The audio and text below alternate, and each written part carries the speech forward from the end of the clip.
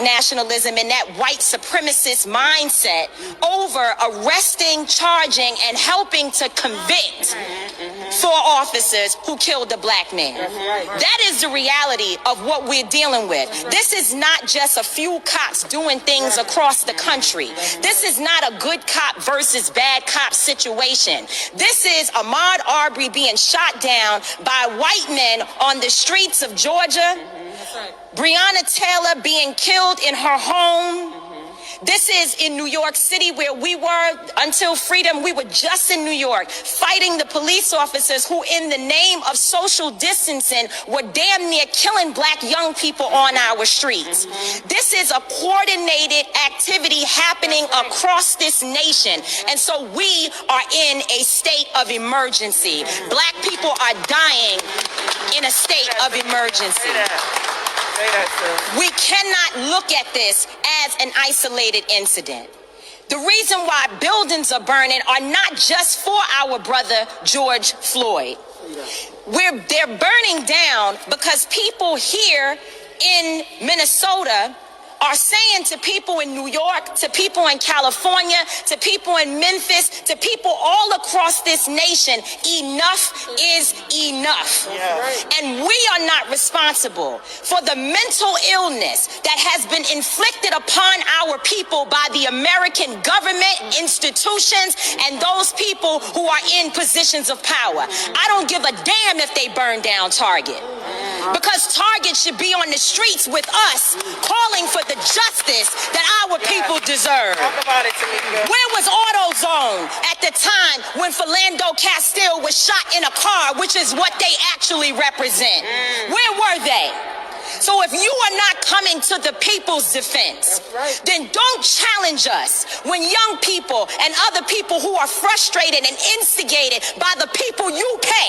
You are paying instigators to be among our people out there throwing rocks, breaking windows, and burning down buildings. And so young people are responding to that. They are enraged, and there's an easy way to stop it. Arrest the cops. Charge the cops. Charge all the cops. Not just some of them, not just here in Minneapolis. Charge them in every city across America where our people are being murdered. Charge them everywhere. That's the bottom line. Charge the cops. Do your job. Do what you say this country is supposed to be about, the land of the free for all. It has not been free for black people, and we are tired. Don't talk to us about looting. Y'all are the looters. America has looted black people. America looted the Native Americans when they first came here. So looting is what you do. We learned it from you. We learned violence from you. We learned violence from you. The violence was what we learned from you.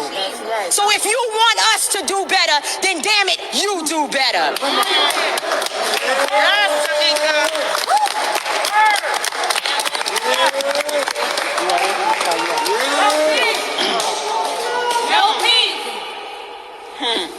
Come on. We gotta let that settle. Yes.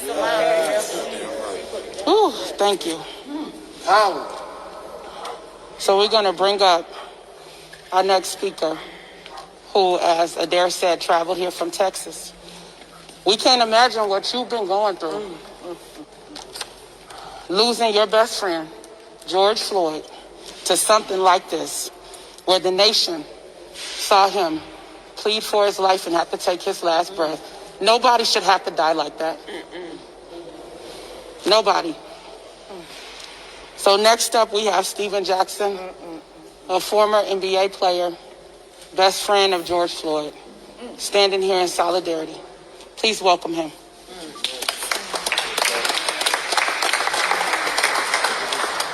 Oh, man.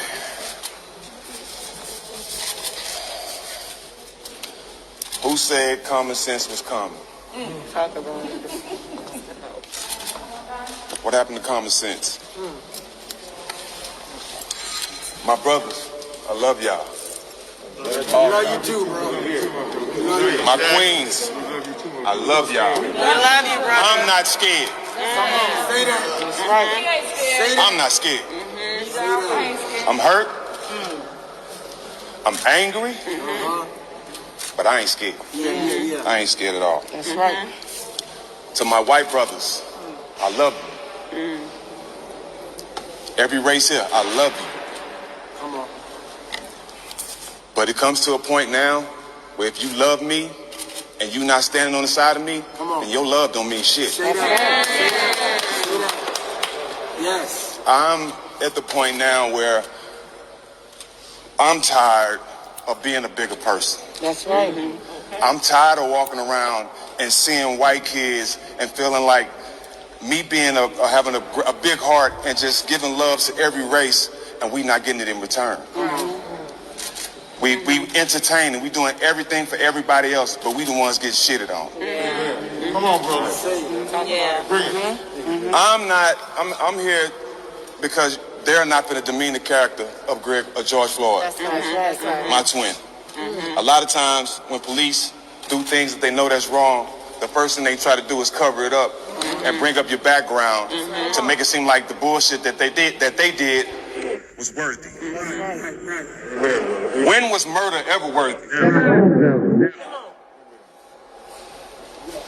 But if it's a black man, it's approved. You can't tell me when that man had his knee on my brother's neck, taking his life away with his hand in his pocket, that smirk on his face didn't say I'm protected. That's right. That's what it says. That's what it says. You can't tell me that he didn't feel that it was his duty to murder my brother and that he was fine with it, that he knew he was going to get away with it. You can't tell me that wasn't a look in his face. We've seen this so many times, and we see it right in our face and we don't get no justice. That's right. What happened to common sense? That's right. What happened to just opening your eyes? Your eyes don't work now? Videos, what is videos for? Videos don't work now, they don't mean nothing? Only when you black. Say that. My brother was someone who died trying to be a protector and a provider for everybody. But one thing a lot of y'all don't know, that's damn near every black man. That's right. Talk about it. Because where we come from, we have to learn how to protect and provide. How not? The ones that don't know how to protect and provide, the ones that ain't proud to be black, are the ones that get knocked off early.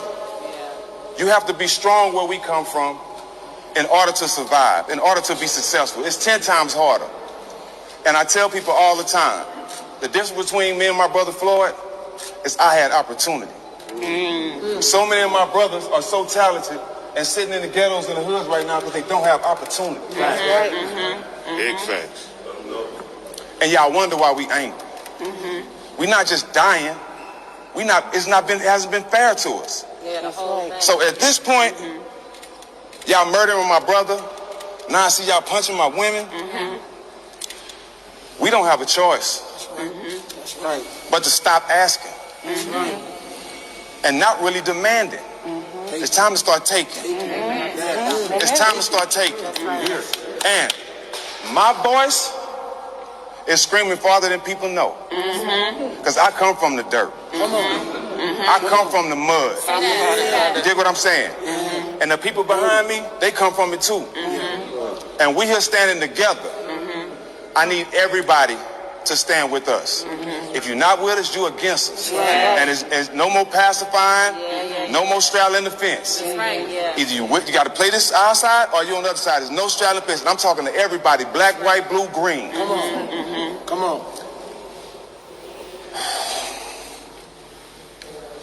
It's all right, Stack. It's all right. We need to see some charges. Sure, Stack. You got it. It's okay. Imagine this. A man growing up in an area where the odds are already against him. Trying to figure it out. You know, they say experience is the best teacher. So you're going to make mistakes. That's right. Everybody going to make mistakes. You make some bad decisions. It happens. We all make bad decisions, right? We make bad decisions. Even being successful, I've made bad decisions, right? Very true. You get to a point where you make a bad decision and you end up suffering for it. Going through time. Sit down, okay? You got to go do that. They say you got to rehabilitate yourself. You rehabilitate yourself. You have relationships with people where you're able to get away and try to better your life. That's right. Right? Because you've been in the system. All they tell you, the only way you can get out of it is if you rehabilitate yourself. That's right. And when you rehabilitate yourself, you get out and you still treated like a criminal. Right? So stay with me now. Picture that. You get an opportunity to move away from the environment that brought you down. You get away, you be successful, you get a job, your life starts turning in the right direction. You stumble a little bit again. It's not worth your life though. Right. That's it. You stumble a little bit again, and you end up on the ground with a knee in your neck, screaming your mama's name, screaming your kid's name, Lord have mercy. going to the bathroom on yourself. Tell the story. Imagine if he was white. Wouldn't have happened. Ponder that for a minute. Right. Imagine if he was white.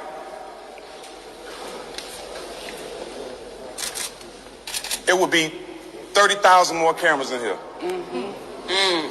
Let's keep it real. It's over for sugarcoating shit. Every news station would be here. That's right. Fuck it, the president might be here. The way he ride. With the very fine people. Listen. Right.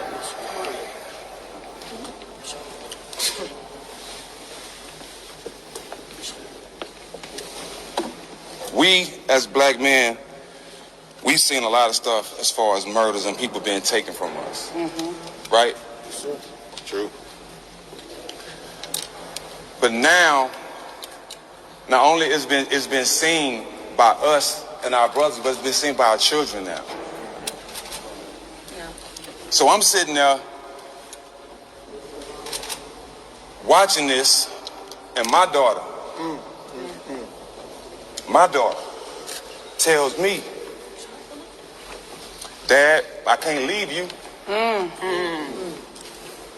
Because I seen what happened to your friend. And I think you need me. My daughter's 6 years old. Oh my God. For my daughter to see that and tell me that I need her at 6, imagine what the pain and the frustration is in my mind right now. Because my daughters are seeing police punch on them and slam them to the ground. And we ain't getting no justice. Right. And we as fathers are starting to feel hopeless. And when we feel hopeless, we retaliate. And if you're not giving us no answers, we got to come up with our own answers. And we willing to do that. That's right. Understand that. We willing to do that.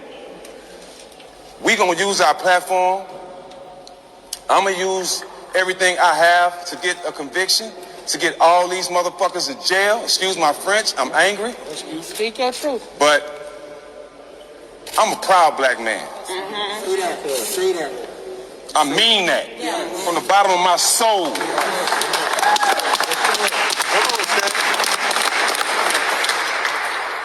And I can say that and tell everybody here I still love you. That's right. But I'm at a point now, I don't need your love. I honestly don't need it. And want me to tell you why I don't need it? Because the love I need has always been here. That's powerful. It's always been here. We just haven't came together yet. That's good. But I'm starting to feel it. Come on. Amen. I'm starting to feel it. I'm starting to feel it. I'm starting to feel it. And I thank God for everybody here. But we came for justice. We came for convictions. I definitely came because this city is definitely going to take care of my brother's kids. He has 2 beautiful daughters that he can't provide for. 2 nights ago, I'm on the phone with Roxy. Gigi don't even know.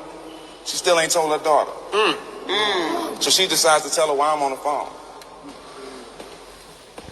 Imagine the cries from a 6-year-old girl that just found out her daddy's been murdered for the world to see. Violently, for no fucking reason.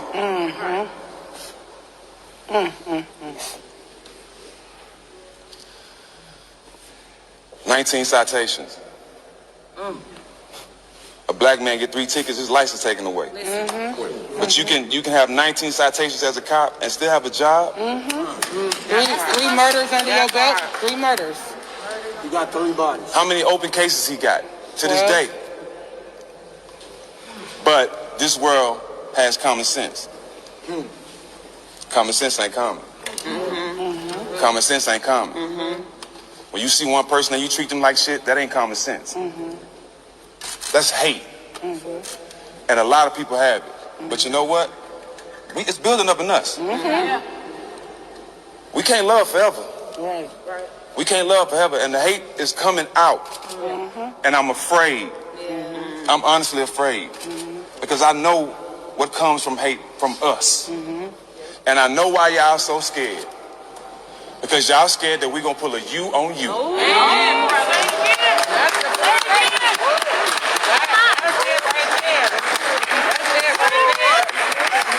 I know why y'all scared.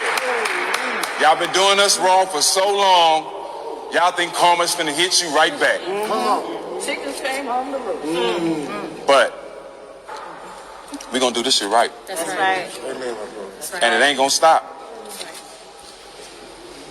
I don't have no more tears, honestly. I've cried enough. I've cried enough. I'm here for one reason, for my brother's honor. He was murdered in broad daylight for the world to see, and nobody's in jail. Nobody's in jail. So where we go from here? Where we go from here? To the front line. We going to the front line. That's right. And anything you see,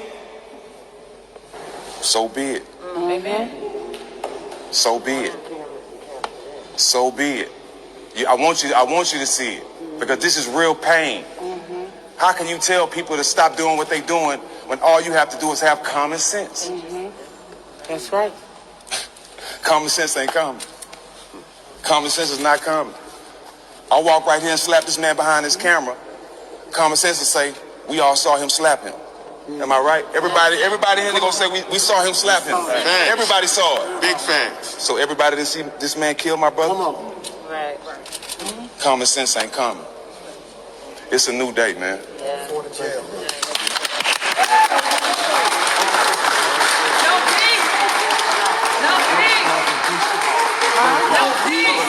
Houston, we went to high school together. He asked me to send peace to the community. Okay. He called this morning from Houston. Who was your... Eugene for the group. He called this morning.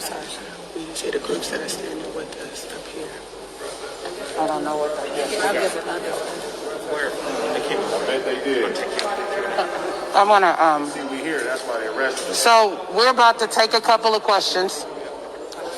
But before we do, one of the things that we want to do today is ask our governor, demand that Governor Tim Walz use his executive power and privilege to do something significant in this situation. That's right. Since he was elected, we have pushed him. We have shut down his office to demand that he hold police across the state accountable, including state troopers. And he has done absolutely nothing. So there's blood on his hands as well, and he needs to step up to the plate.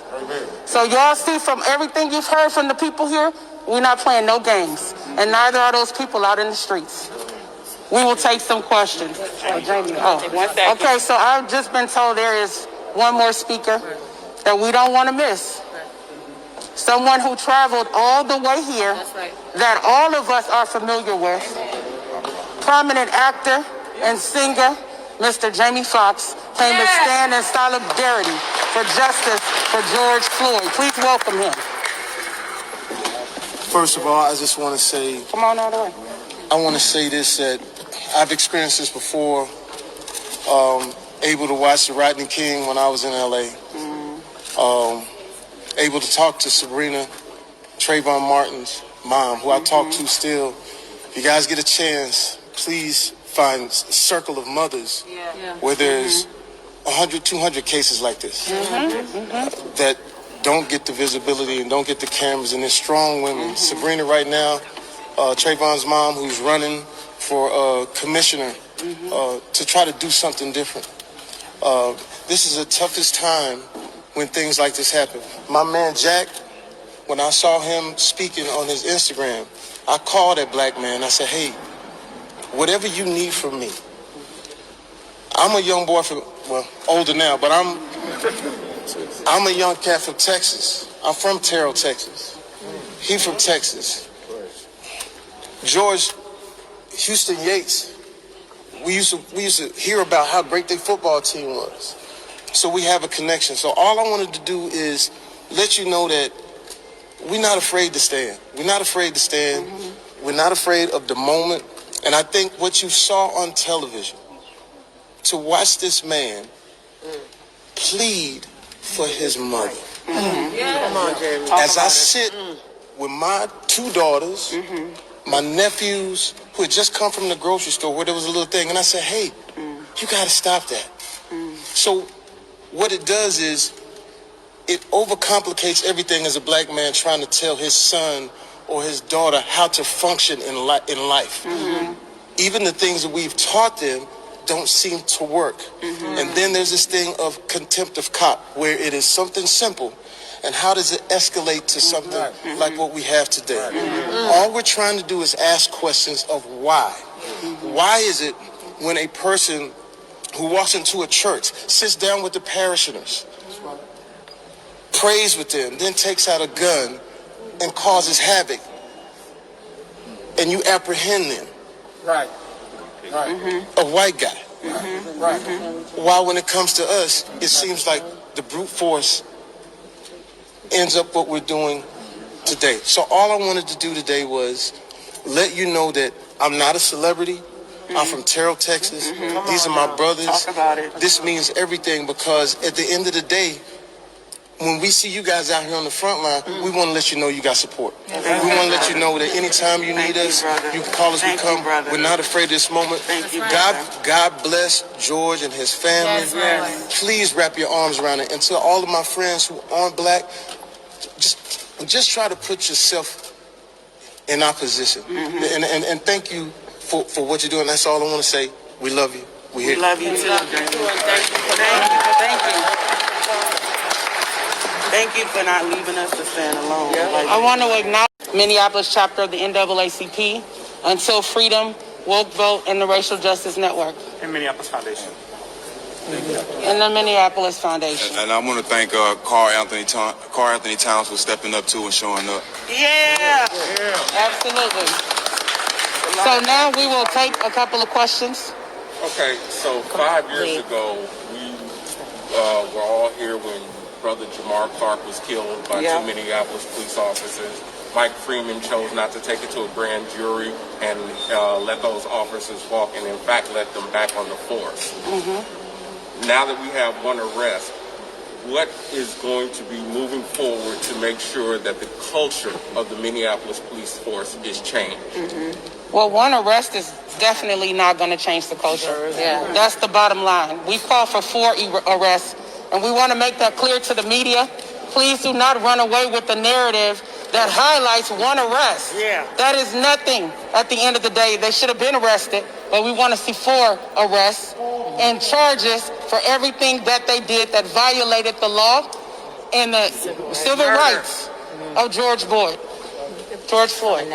Do you want to share something? Yes, please, briefly. My name is Lee Merritt. I'm a civil rights attorney. I've been given the privilege of being able to stand as co-counsel with this family with Attorney Benjamin Crump.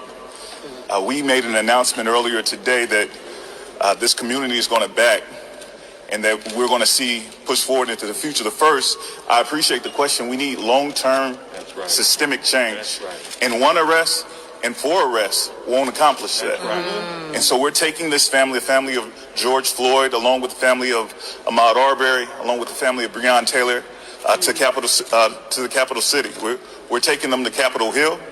We're demanding specific federal legislation that changes qualified immunity, that changes police accountability standards. We're meeting with this community because we dare not dictate to them what they need to change this community. We're putting together a task force that will systematically address not only the issues prevalent here in Minnesota, but in South Georgia and in Texas and in Chicago and all over the country, because this problem is far beyond the death of one man, but we can draw a line in the sand here. That's right. Black people are exhausted, and I speak on behalf of some of the greatest attorneys in the country, with Chris Stewart, with Benjamin Crump, with his partner, Mr. Miller. We're bringing our legal power here. We're bringing our activist power here. We're bringing our celebrity power here. We're bringing everything that we have. Yeah. We're laying it on the line. We're saying this is enough. Exactly. It's going to change permanently. Any other questions? Can you say your name one more time, sir? Lee Merritt, Leemerritt. And your title? Civil rights attorney for the family of Ahmaud Arbery and co-counsel for the family of George Floyd. Okay, so I'm seeing no more questions. Well, I don't see any more questions. Okay, so we have been asked to let you all know that there is a rally happening across the street from 1 p.m. to 2 p.m. in the plaza of the Government Center. All are welcome. Thank you all for being here. I'm sorry, and I didn't mean to cut you off. But not Rashawn. What has to happen? Oh, shit. Thank you all for joining us. The other guy was supposed to speak with Who? Royce White. I don't know. Right here. Sorry. I was trying to, I'm sorry. When you speak at the rally? 100%. Okay. I didn't know. We're going to be at the front I'm line sorry. for the whole group. What happened over there? Everything okay? I think so. Where's your stuff? I gotta get my.